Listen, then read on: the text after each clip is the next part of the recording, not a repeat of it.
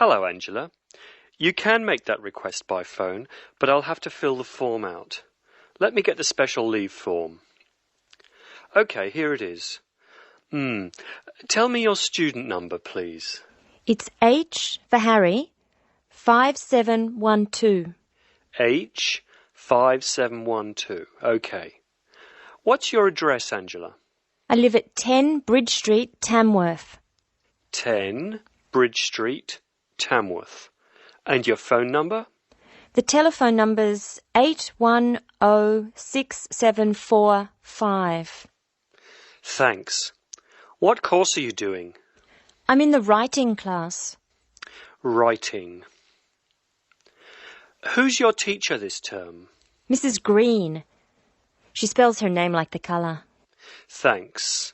When does your student visa expire? Let me look. July 15. July 15. OK. Which term do you want to take leave? Do you want dates? First, I have to write a term number. When do you want to take leave? In term 1. OK.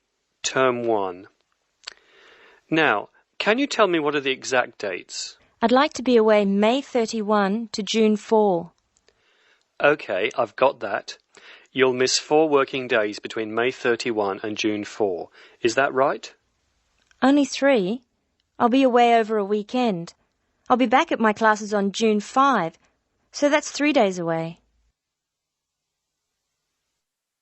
Look at questions 9 to 12.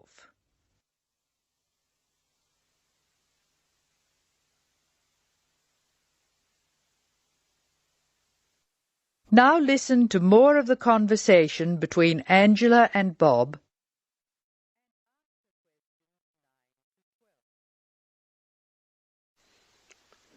Why do you want to take leave, Angela? I'm going to visit my Aunt May. She's my mother's sister. She and her husband are my guardians while I'm here. Where do they live? About 50 kilometres from here, near Armadale. Do you have to take so long if they live nearby? My mother is coming with me. She's come for a holiday, so she wants to have some time with May. And I want to spend some time with my mother too. Aren't you going home soon? I've applied to extend my time here. I expect to go home in 12 months. That is the end of part 1. You now have half a minute to check your answers.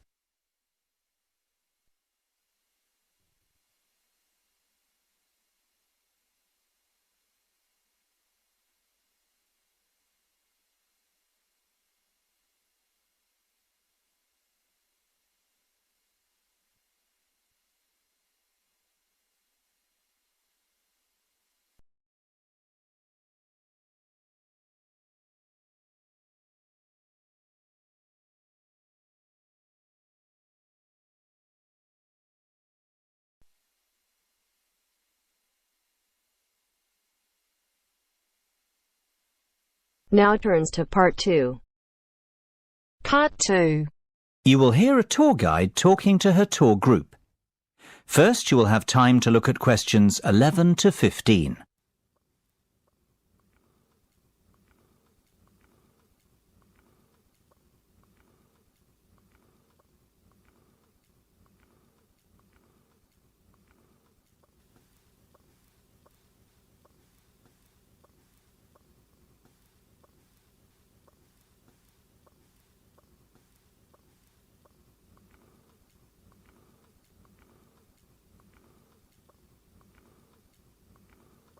Now listen carefully and answer questions 11 to 15. Well, we certainly have a busy day ahead of us, so let's get started, shall we? You'll find a map of the museum with the itinerary I've just handed out. The museum's our first port of call, so let's have a look at the map now. The door on the right of the entrance hall leads into the gift shop and ticket centre. Once we pick up our entrance tickets, I'd ask everyone to deposit their bags and coats in the cloakroom, which is located towards the back of the gift shop and ticket centre. If you want to pick up an information leaflet, you can approach the information desk situated along the right-hand side. Now, once you come back into the entrance hall, the door on the opposite side to the gift shop leads into the art gallery.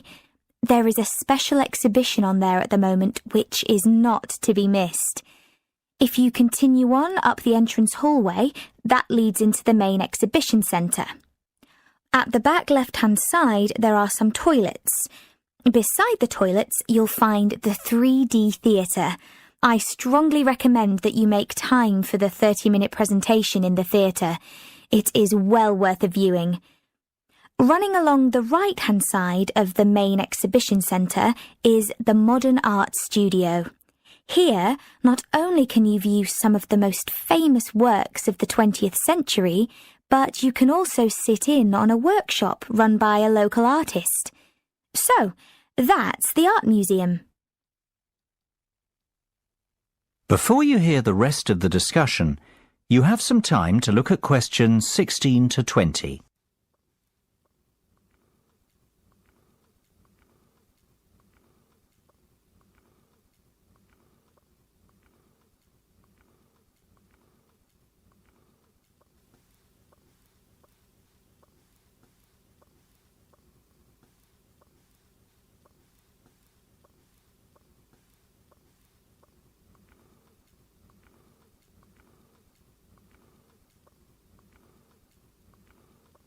Now listen and answer questions 16 to 20.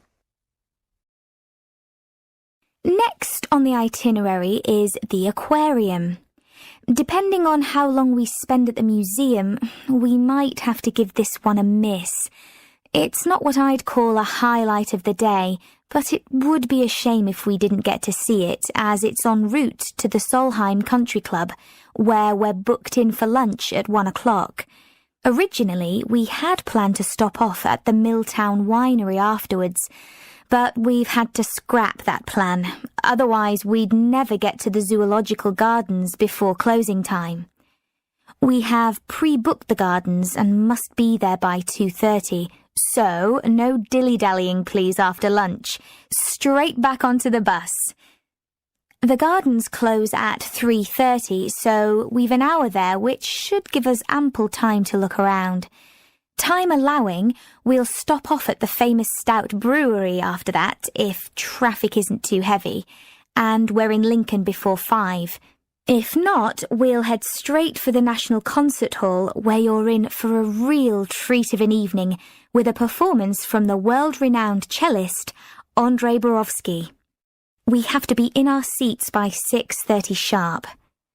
After that, it's back to the hotel for the night, where a buffet meal will be waiting for us at 8:30, or whenever we get back. That is the end of part 2. You now have half a minute to check your answers.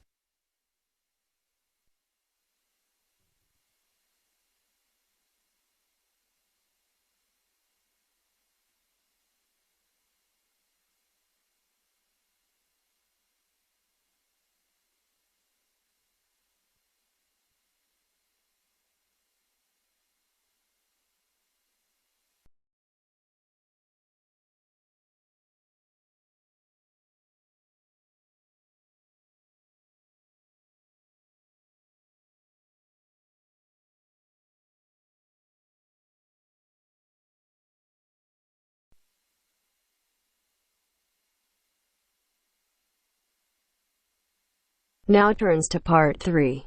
Part 3. You are going to hear a lecture. First, you have some time to look at questions 21 to 25.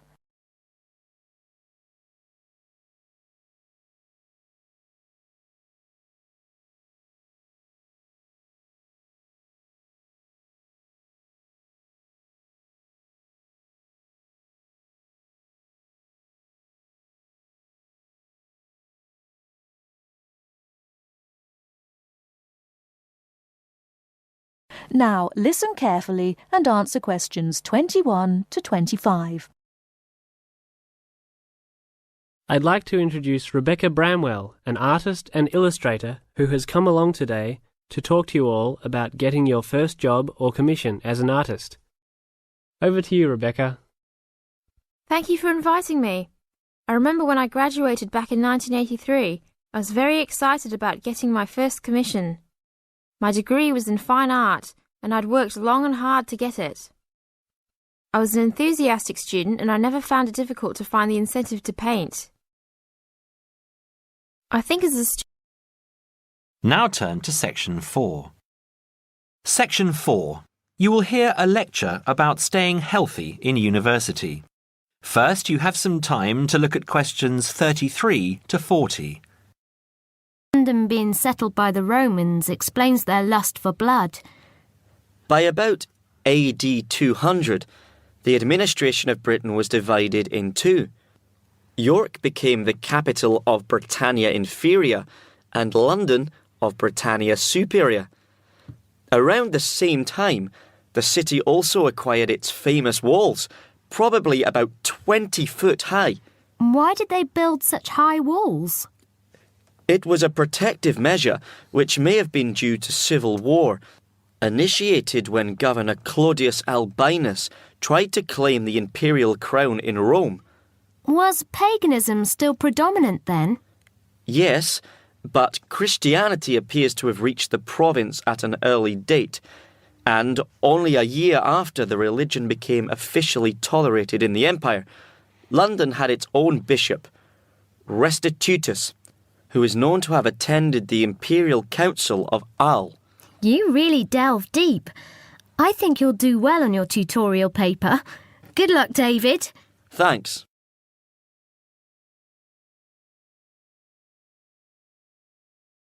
Good morning all. Welcome to our regular lecture on health issues. This series of lectures is organised by the Students' Union and is part of an attempt to help you stay healthy while coping with study and social life at the same time. It's a great pleasure to welcome back Ms. Mary Kirk, who is a professional health advisor and physical education officer. Thank you, Peter, for the introduction. It's a pleasure to be back. Today we're going to discuss the benefits of exercise. University life is hectic and stressful. It also involves a lot of sedentary work, that is, sitting for many hours at a time. What I'd like to focus on is how to approach exercise, not only from the aspect of health benefits, but also as a form of stress relief. I know it's hard to organise your time around studies and socialising, but you can socialise while exercising. If you have an hour free in the morning, afternoon or evening, it would be a good idea to get together with your friends and create a sports team. Before you hear the rest of the talk, you have some time to look at questions 26 to 30.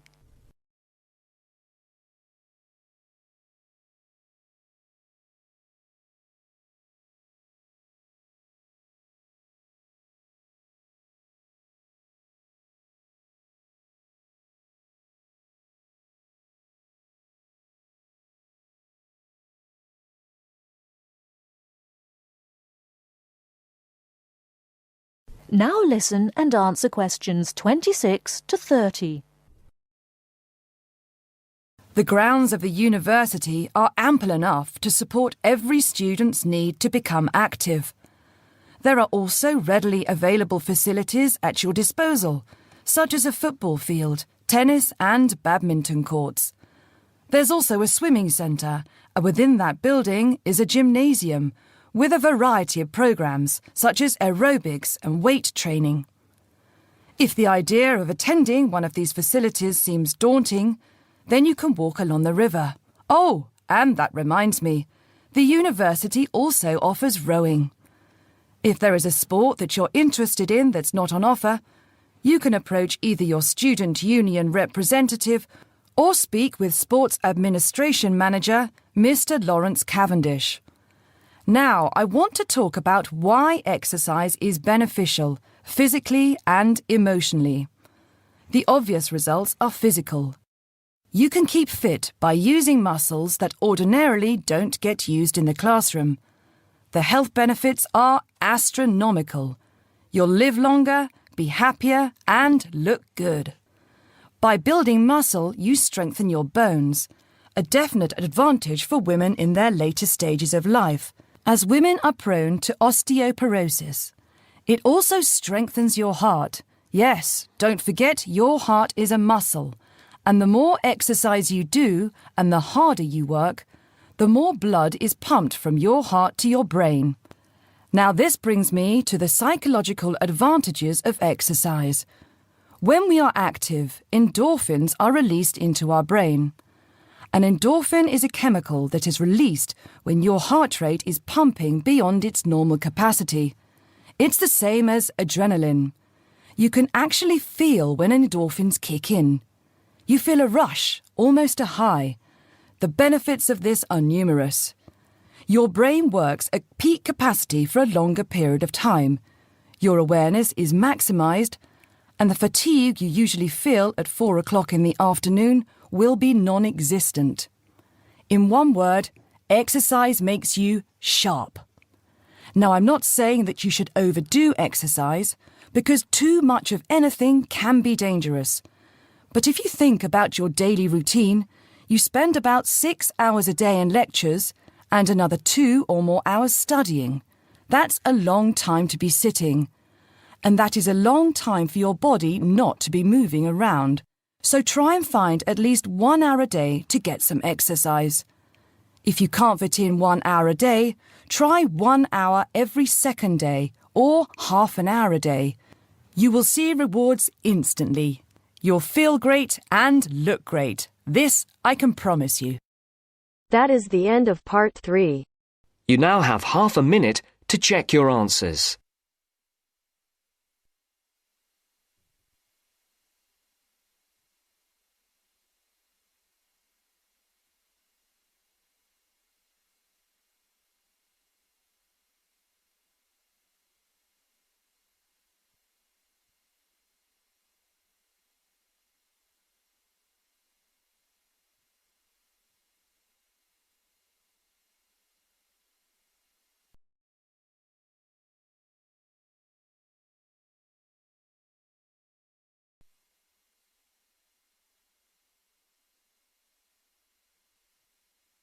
Now turns to part 4.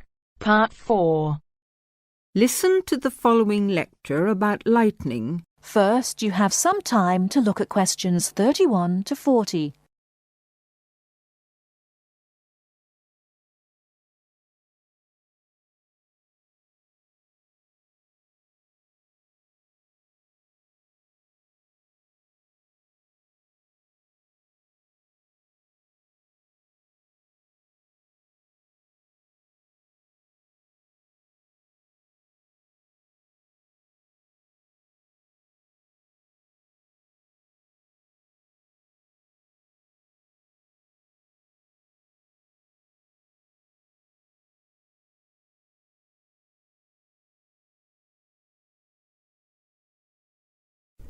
Now listen carefully and answer questions 31 to 40. In earliest times, man considered lightning to be one of the great mysteries of nature. Some ancient people believed that lightning and thunder were the weapons of God. In reality, lightning is a flow of electricity formed high above the earth. A single flash of lightning 1.6 kilometers long has enough electricity to light 1 million light bulbs. The American scientist and statesman Benjamin Franklin was the first to show the connection between electricity and lightning in 1752. In the same year, he also built the first lightning rod. This device protects buildings from damage by lightning. Modern science has discovered that one stroke of lightning contains more than 15 million volts. A spark between a cloud and the earth may be as long as 13 kilometers and travels at a speed of 30 million meters per second. Scientists estimate that there are about 2,000 million flashes of lightning per year. Lightning hits the Empire State Building in New York City 30 to 48 times a year. In the United States alone, it kills an average of 1 person every day. The safest place to be in case of an electrical storm is in a closed car. Outside, one should go to low ground and not under trees. Also, one should stay out of water and away from metal fences. Inside a house, people should avoid opening doorways and windows and not touch wires or metal things. With lightning, it is better to be safe than sorry. That is the end of part 4. You now have half a minute to check your answers.